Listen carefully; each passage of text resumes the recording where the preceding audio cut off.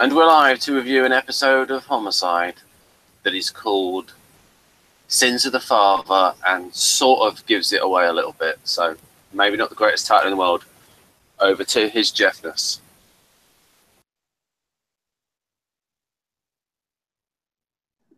Sorry, I was momentarily distracted. I had to answer a question. Okay. Yes, this is Homicide, Season 6, Episode 10, Sins of the Father, written by Daryl Lamont Wharton, James Yoshimura, and Julie Martin, and directed by Mary Herron, and originally aired January 9th, 1998 on NBC. And as usual, we're going to start with David B226 Morris's summary/review. And he says, Baltimore is a violent city, no question about it, and at the core of it, race plays a substantial role in that violence. But the history of that discord goes back much further than this century. In the 19th century, when the sectional divide over slavery was growing, Maryland was a border state, had a huge population of free blacks, and had many key stops on the Underground Railroad. But there was also a substantial slave market, and it was on the Mason-Dixon line. Much of the greatest violence in the Civil War occurred in Maryland. In fact, the bloodiest single day of the fighting occurred near Sharpsburg. The violence and anger of that time period is revisited in Sins of the Father, and shows that not even 130 years has diminished its ugliness. A wealthy white executive named Martin Ridenauer is found dead in a vacant row house in West Baltimore, a section of the city that is predominantly black. Furthermore, the victim is found beaten and hung in what is basically a lynching. Just a pedantic note, I have to say that I think technically in order for something to be a lynching, it actually has to be done by a group. But anyway, Falzone and Lewis are called in to investigate. Gradually, they learn that the motive for this murder is not drugs or sex or money, it's about history. The Ridenauer family goes back nearly 300 years, and as we see when we visit his home, they were on the Confederate side of the conflict. Martin is the great-great-great-grandson of Patricia Ridenauer, a female bounty hunter who dragged both escaped slaves and free blacks back in bondage. Seeing mementos of that time, Meldrick is very discomforted. Then the detectives return to the crime scene and find that Ridenauer's body was discovered less than a block away from the Orchard Street Church, once a stop on the Underground Railroad, now a prominent Baltimore museum. All of this seems irrelevant until Pemberton recognizes Patty Ridenauer as one of his grandmother's boogeymen. This allows Meldrick to make a leap of his own and link the murder to Dennis Rigby, a lower-class black student who has an obsession with black history.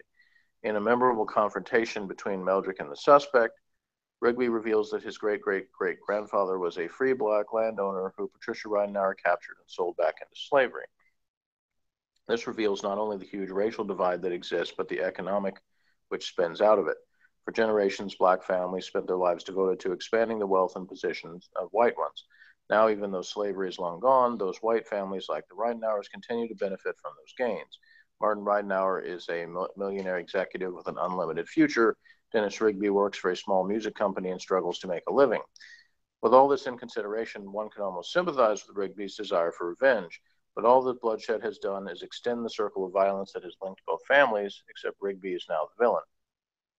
This episode is one of the best showcases for Clark Johnson in a long time, as he devotes his zeal and righteousness into pursuing Rigby. Yet he is a complicated enough individual to feel very depressed about the great divide that separates the country over the ugliest issue in our nation's history. Slavery is not an anachronism, but a living history that we as a nation have not yet gotten past. The story is paralleled by a subplot in which Frank and Tim investigate an elderly woman who accidentally ran over a man and ultimately decide not to charge her. The message is subtle, but it's there. Some violent acts are decreed to be crimes deserving of punishment, and some are not. And in these issues, race is often a factor. Rigby's actions were wrong, but were they any worse than Patty Ridenauer's, who committed far worse acts and never was called upon to answer for them? As is often the case, the white person goes free while the black person is punished. As if this isn't enough divisiveness, we still have Bayless and his reputation. We never get a clear idea how his date with Chris Rawls went, but just a few days later, Frank sees him actively flirting with Laura Ballard. Rumors of Tim's supposed homosexuality are spreading throughout the squad, as we see when Gardy openly taunts Frank about it. Even though he has his own qualms about Tim's sexual activities, he does not even hesitate to defend his partner by pointing out his possible relationship with Ballard, which causes Stu to behave like an aggrieved spouse. There will Okay. A little bit of a spoiler there. Okay, that's not to say Frank isn't worried about his partner. When he questions Tim about it in the episode, Tim responds by bringing up the Frandina case, now nearly 5 years old. He reminds Frank of their memorable conversation, flashback 2 in the episode, in which Frank told him that he must embrace the darker, uglier side of himself. This is advice that Tim has never forgotten, though ironically Frank has trouble remembering it, and that he now has decided to embrace. Tim will explore. Okay. Sins of the Father, like many of the best homicides, asks some very ugly questions and does not provide us with a pat answer. In the episode's denouement, Falzone tries to bring Meldrick out of his blue mood about this case, but Meldrick can't quite let it go. There are some scars that don't heal no matter how much we try to understand why. Homicide tells us this frequently, and in the episodes to come, we'll show the squad how ugly they can really be. My score, 8.5. So that's what he says. Ben, what do you say?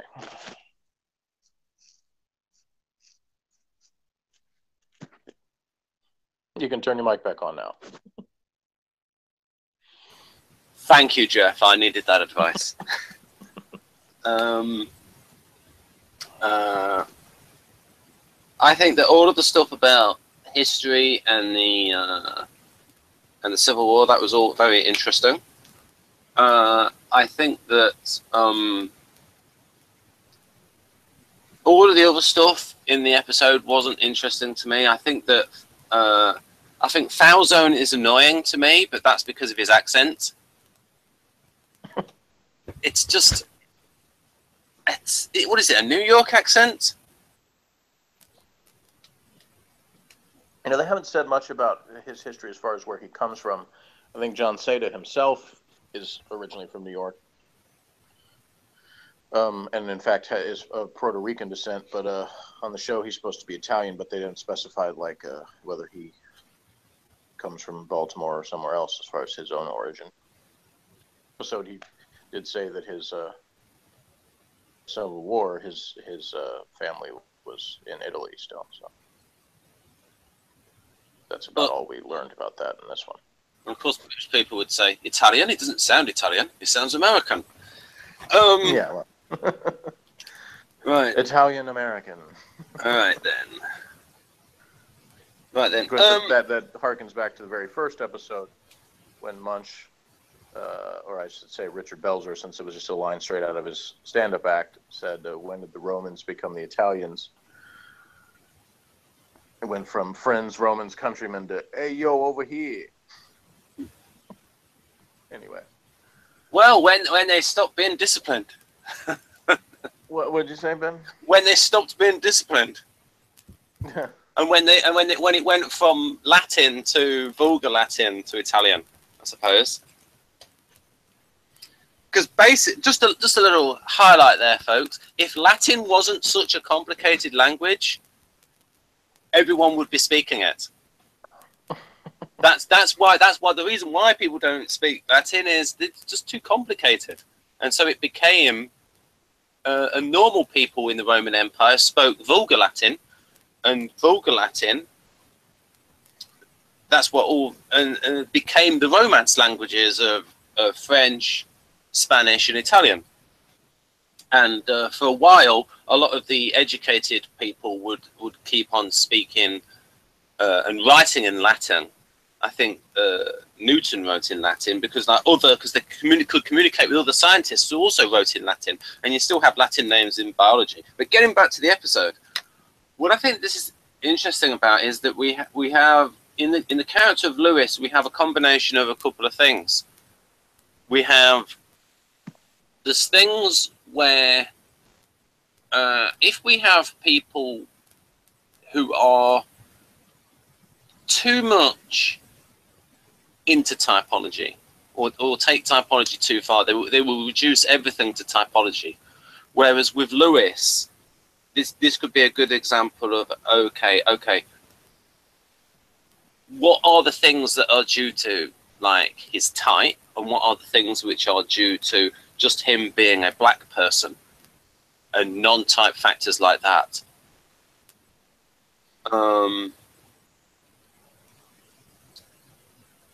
And so it's like that thing where I like that bit where it said, when he goes into that house does it annoy you? And it says, does it? And it says that yes, it does annoy him a little bit when he goes into a house, and it's got all this Civil War stuff. There, it does irk him. Whereas, if you were, say, a black ESTP, maybe it wouldn't annoy him as much. So, what do you think, Jeff, of the type aspect of this? Well, what are you saying would be different about his? I mean, other than the obvious and just difference of type, like, you're saying that ESTP would just be tougher about it, like they would be as emotionally affected. I don't think they'd be as, unless there was something in their family. I don't. They would brush it off a bit more. Huh. They might say it. They might. See, I'm not an ESTP, so I'm not a black ESTP, so that would be a real stretch for me to think like a black ESTP. Well, you're the one that brought it up, so Yes, but I would imagine. Well, okay, it depends. So which black ESTPs can we name? Who's that guy that's annoying? That singer. Can you be more vague? What's his name? There's a guy, didn't he? Wasn't there Some guy who's a singer? A rapper, a black rapper. A rapper? But annoying an ESTP. Yeah. And that doesn't narrow it down either. I think one guy said that he came out and he said that Beyonce should have won an award when Taylor Swift won. Oh, are you talking about Kanye West? Yes. Okay. The funny thing about that is that people's typings of him have been all over the place. So I certainly don't. I just don't care to research it, so I don't know what his type actually is. But people have suggested all kinds of types for him. I think ESTP for him. Say whatever they think they want him to be. That's what it seems like. Yeah. Well, I mean, I'm not saying he's not. I just don't know, and I don't care really. So. But what about him? Are you saying he would have? Because what I know of Kanye West, I would figure him to be act more pissed off walking into a place like that. He'd probably say something more angrily at the woman. Lewis was pretty restrained. That's the thing. That means act in terms of showing it, maybe. But I just wondered, inside, how much they actually care. I wonder, where the difference would be, because ESTPs are about their image as well. When they want to care about their image. Well, feel free to send a tweet to Kanye West and ask him. Oh no! You can even send him the link to the episode. We'll have him watch it and see what he thinks of the Civil War scenes. But anyway, back to the actual. Yeah. Back to the people that are actually in the episode. Yeah. But yeah, what did you think about what this showed? Because remember before we were talking about, you said that there were loads of episodes in future that convinced you that Lewis was an ISFP rather than an ESFP. And well, yeah, and I've said before that I see those two types are very close together. But the reason it's more later in the year. I mean, there are other things already, but yeah, there is a little bit. Lewis is sort of quick to righteous indignation about things, and that's kind of something I've noticed has been an ISFP trait. I think ESFPs are usually a little bit slower to have those kind of reactions, but I mean, we've had times in the show where Pembleton did pretty quickly too. So, but it's more. Again, later in the season is sort of a little bit more Lewis as sort of a crusader. And that's really kind of what I was talking about. That was the thing that kind of put it over the top for me. But yeah, I mean, he's pretty consistent in terms of he has this sort of, he's kind of laid back with his attitude until something kind of crosses the line with him, which is, again, something that's been said about both ISFPs and INFPs in terms of, that it's about sort of something that offends their values, then they have a stronger reaction to it. Whereas they can appear shy or mellow a lot of the time if there's not something like that that really brings them out of it. But I thought this was a really good episode for, as Mr. Morris pointed out, for showcasing Lewis's detective skills. You know, on the one hand, he's sort of playing a hunch, but he's also the one that's paying attention to the most relevant details. And then he's the one that, you know, gets the confession by giving just enough empathy to Mr. Rigby's thoughts or feelings on the matter to get him to confess. What I thought was, when he was going through all of the details, and I'm thinking, now it's probably just me as an NP, where I'm going, this is an obvious connection. Why can't you SJ see it? I mean, and all of these things that connect together. If you had a whole room full of NPs, it's go, this is obvious. Yeah. Well, Munch wasn't in the room, so. Yeah. I mean, it was pretty much led. I mean, you call the episode Sins of the Father, and then... Well, the characters didn't know the episode title, Ben. But yeah, I mean, you know, Frank had a point, though. I mean, he's kind of like, you know, it's very rare for there to be something where it's this convoluted, you know. It generally is one of the three things he mentions: drug, sex, or money, you know, which, of course, the other two can be real. I mean, those three things can all be related to each other in various ways, too. So he's like basically saying, you know, that this is what if you follow these, you know, trails, you're usually going to get your answer.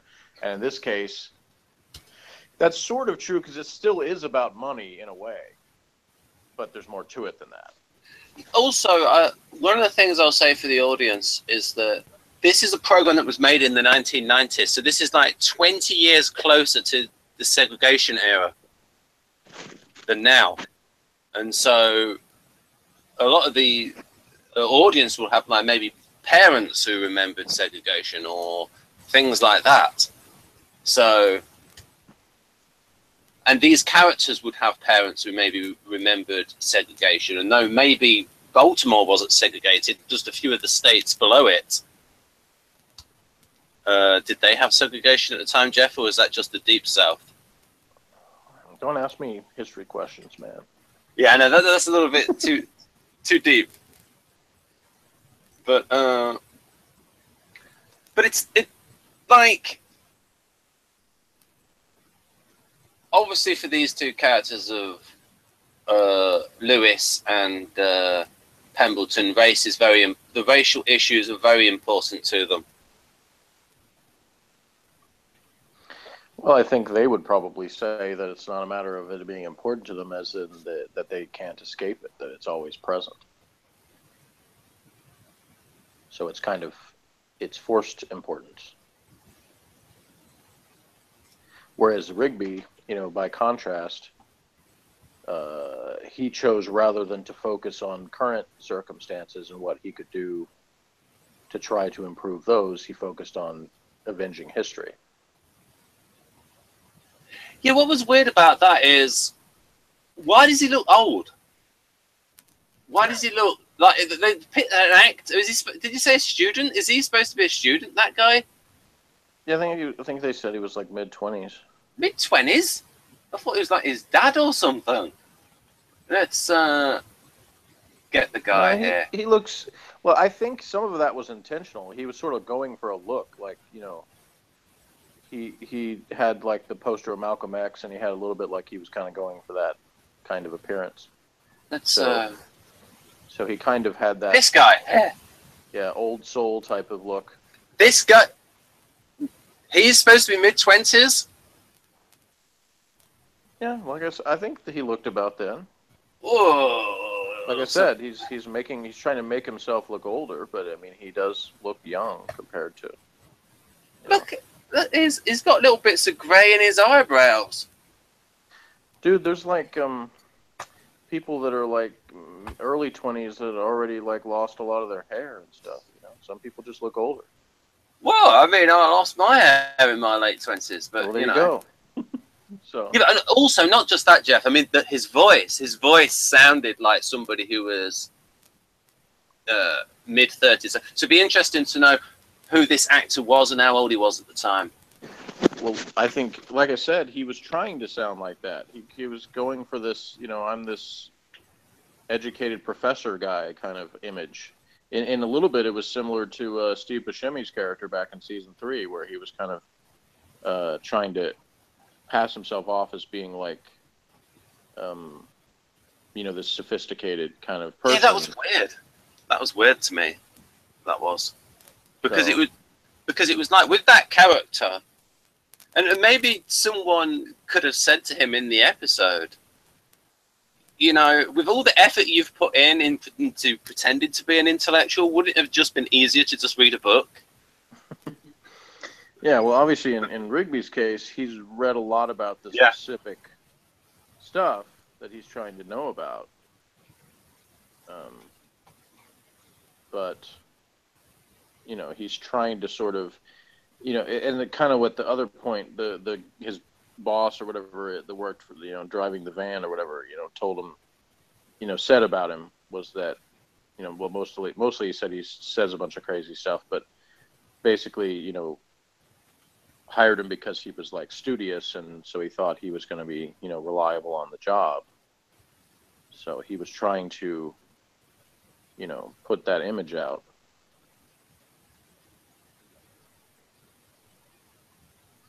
Lawrence Mason is the name of the actor. I'm trying to find out how old he is. Live and on air, we'll find out how old this guy is. Right there. Okay, he was born in '64, so he would have been 30. Time, yeah, about 33, 34 at the time. Yeah, that's all I thought. So he's a little bit older, but he still could pass as being mid-20s. So. Right, so 33, right, okay.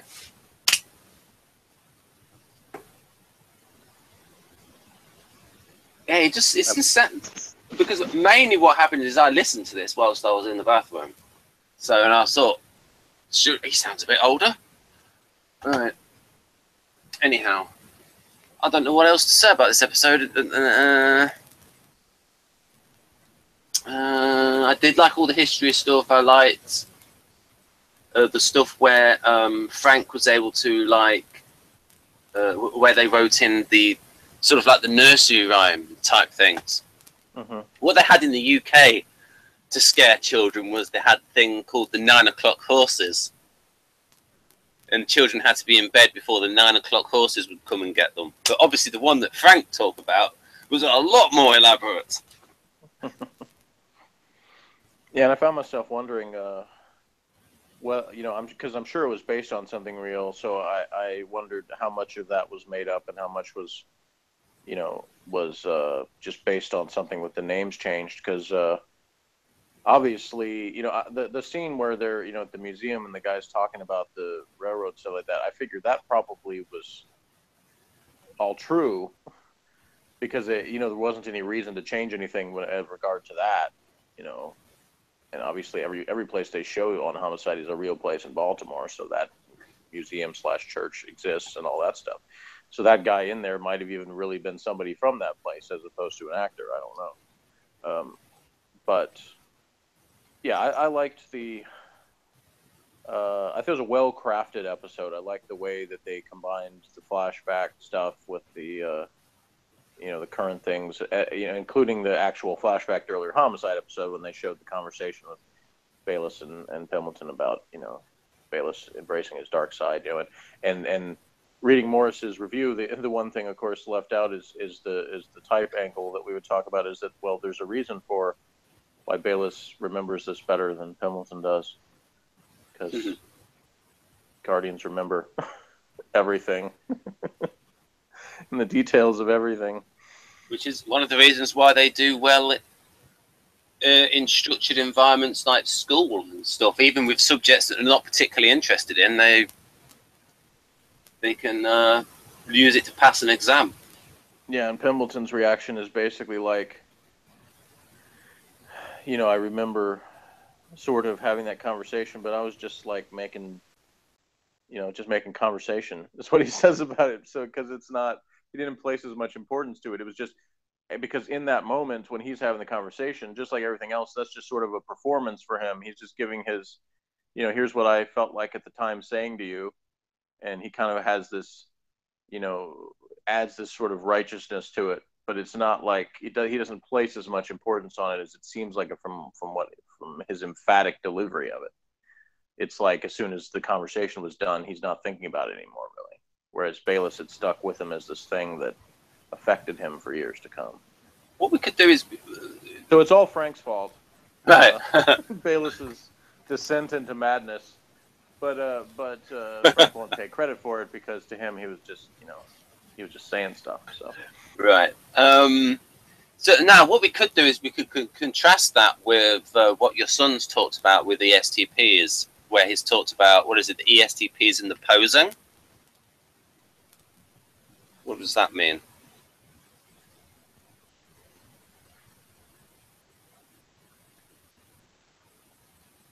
Jeff? Mm-hmm. Yeah, I was just thinking of comparing that, like, of what an ESFP would do, as you've described there with Frank, and compare that with an ESTP, because you talked about where Morgan's talked about, like, saying something to get an effect, and I think he's called that posing. Is that correct? I don't think that's what posing means, but posing is more about, like, what the image you're giving off of yourself.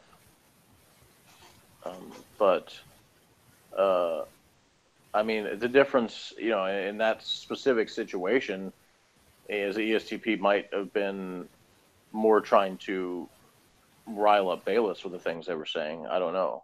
I mean, that's just speculation. Pimbleton, I think, wasn't really even trying to get a specific reaction out of Bayless. He was just saying some stuff at him to have something to say. That's kind of the way he characterized it. Yeah, just venting. Just performing. Taking the opportunity to perform. Yeah. Use his voice. But I liked the way that everything was put together as far as like the history stuff and the scenes with Lewis and the dude in the box. I thought all that was really well done. So it's a kind of episode where I was thinking, the people that give such things like awards for certain things, might have done something for this for like the historical aspects to it, and even just bringing up the topics, of things like the Underground Railroad and stuff. There's a lot of different things over the years that have liked to have episodes that feature that and aspects of it. So yeah, I noticed a little bit of that in David B226 Morris's review, where he... You noticed a little bit of what? Well, he put more of a political agenda on it than I thought was actually in the episode.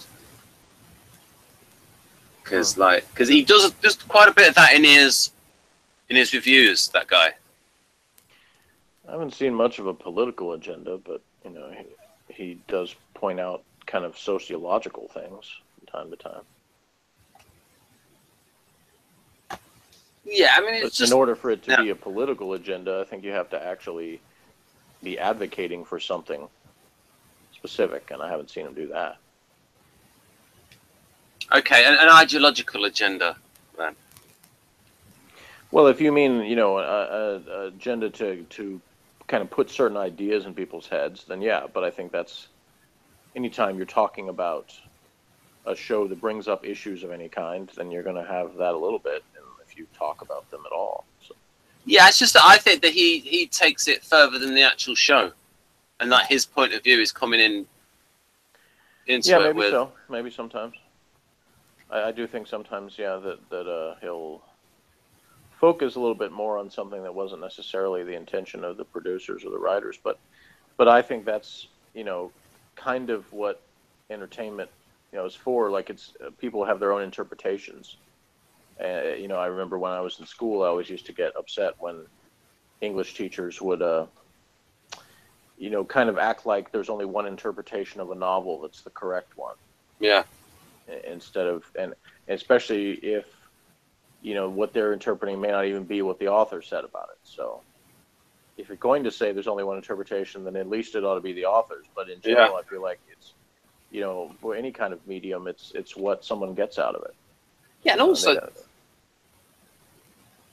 also with those teachers, I mean, they need to think about Shakespeare, where there have been so many interpretations of Shakespeare. Right. But yeah, I mean, there's at least 2 interpretations. There's the authors, and then there's everybody else. Yeah.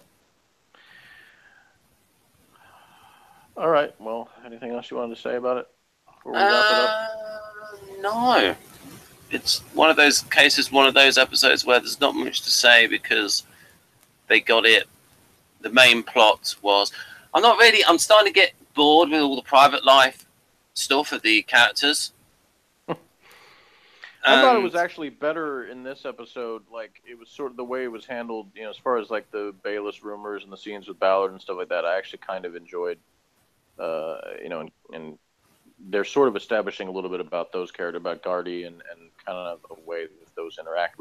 We showed that there was still some tension between Gardy and Pendleton. They kind of got off on the wrong foot earlier in the season, and they're still showing that they're not exactly, they don't get along very well. For various reasons, and you had the G's one real scene in this one, other than just the brief time he's in the office talking about the case. But when he talks about the holiday spirit, yes, still lingers. Yes, he says it as an order. Yes, that was very good. That was good. All right, so I guess what is your score out of 10 for this one? I'll give it about...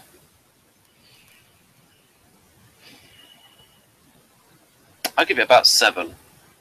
Okay.